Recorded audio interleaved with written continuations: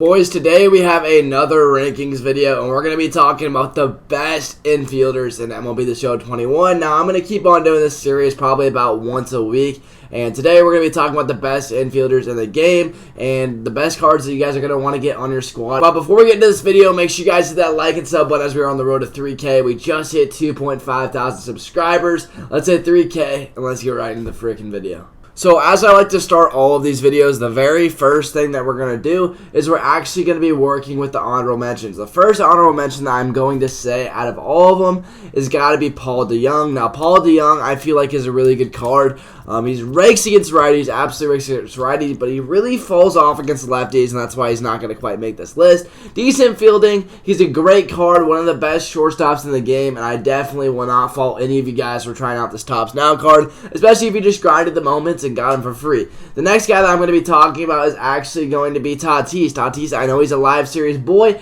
but he's a little bit glitchy with a great swing. He makes the honorable mention slot today, as I feel like he's kind of just a good card because it's Tatis. Once Tatis one day gets a 99 overall card, he is going to be disgusting just like he was last year. But I really like Tatis. He's got the speed, he's got really good fielding, and he hits really well against lefties in this game. Not that great against righties, but you know, it's getting there, and this card is going to be really good once they end up leveling up later in the game. Alright boys, so the next guy on the honorable mentions and the last honorable mention today is going to be Miguel Sano. Miguel Sano, he had to make the list because he simply rakes. 109 power right, 121 power left. If you guys want a bat that just absolutely lays baseballs out, Miguel Sano is going to be your guy. Dude is an absolute stud. You can't argue with it, and I had to put him on the honorable mentions. Obviously, he's a terrible fielder. He's got zero speed, not much vision, but he's got big pop and a great swing, and that's all you can really ask in a third baseman that's a budget beast. And now that we get into the list, we're going to be getting a lot better cards, and we're going to be getting a lot of really good infielders that you guys are going to want to think about putting on your squad. We got budget beasts, and then we've got God Squad members. At number 10,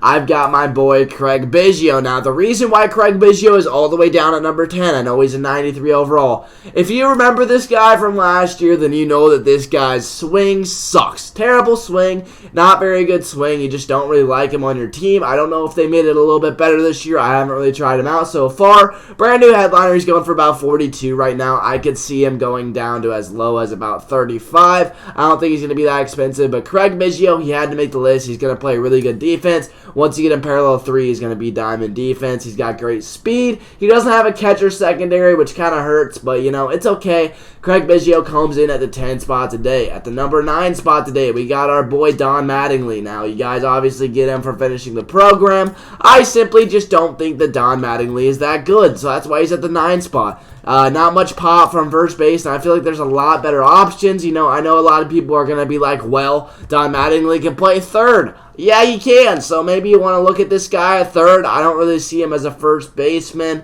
Even as a third baseman, I really like some of these other third base cards coming out in the game. But you know, Don Mattingly, he could be really solid. You never know. Some cards don't look the greatest on the stat sheet, and then they absolutely rail baseball. So Don Mattingly, 9 spot today. I feel like that's not something that's going to be very argued about. However, I do like that he has really good high contact numbers. Whenever I think of first baseman, I think of someone that flat out drops bombs, and Don Mattingly is not going to be that guy for you. At the number 8 spot today, we got Ryan McMahon. Now, I love Ryan McMahon. I know that I am probably the most high on Ryan McMahon guy out there. He's parallel 4 for me. I just want the stats to talk for a little bit. He's hitting 423. He's got 20 bombs for me and over a 1400 OPS. This guy has been an absolute animal. I know I stick him in the 8 hole, but I love Ryan McMahon. I think he is an absolute stud. If you guys are looking for a budget beast that can play second, that can play third, even a first baseman at this point, make sure you guys try out Ryan McMahon. Trust me,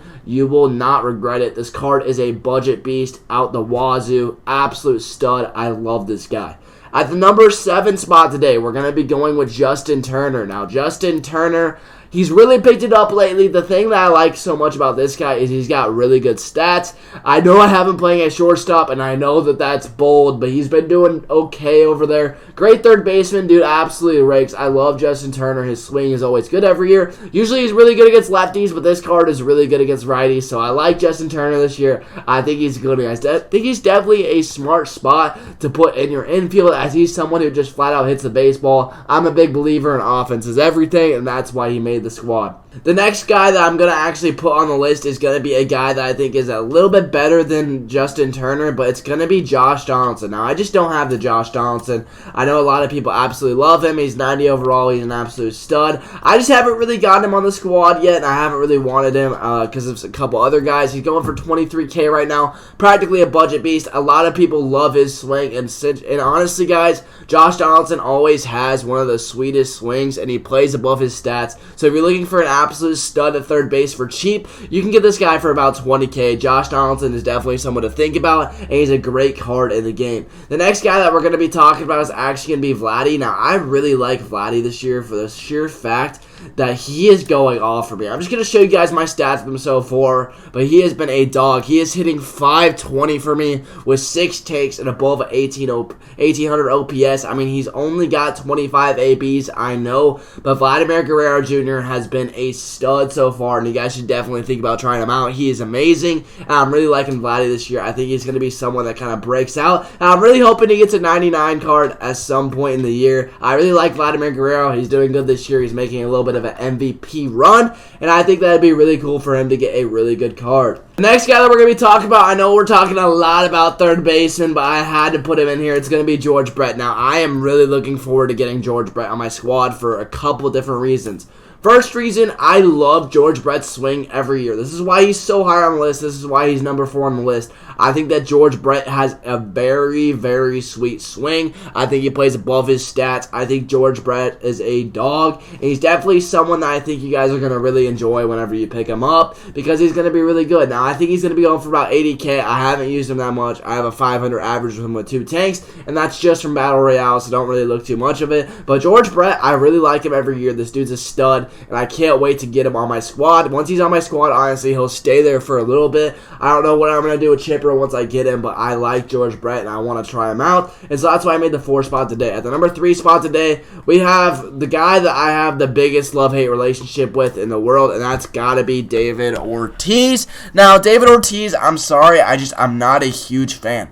I like this guy a lot. I put him in the 3-hole. He rakes, but he has sucked for me. 250, it's probably just me. In his last like 10 ABs, he has been hot. But my first 20 ABs with Big Papi, it sucks. So that's why he's at the 3 spot today, as I'm putting the other 2 ahead of him, because simply he's been a trash can for me. Guys, I know this card's really good. I might just be a little bit of ass, but David Ortiz is a stud. Pick him up on your squad, finish those collections, watch some of my stuff videos on how to get that done, and you guys are going to really like this card. At the number 2 spot today, we got Alfonso Soriano. I felt like he really had to make the list. The dude is a stud. Alfonso Soriano, the reason why I know I know that you guys are going to be like, well, he's an outfielder, he's not an infielder. He has second base secondary. This guy is going to be an in-game second baseman. Alfonso Soriano is an absolute stud. I'm not saying he won't make a lot of people's outfields, but I am saying that Alfonso is going to be someone who is really good at second base, and it's hard to find a good second baseman. So Alfonso Soriano, I hate to say it, but I think he is going to simply be the best second baseman in the game pretty much all year. I love Alfonso Soriano. I've used him a little bit. This guy's a stud. Trust me, you guys are going to want to get him on the squad.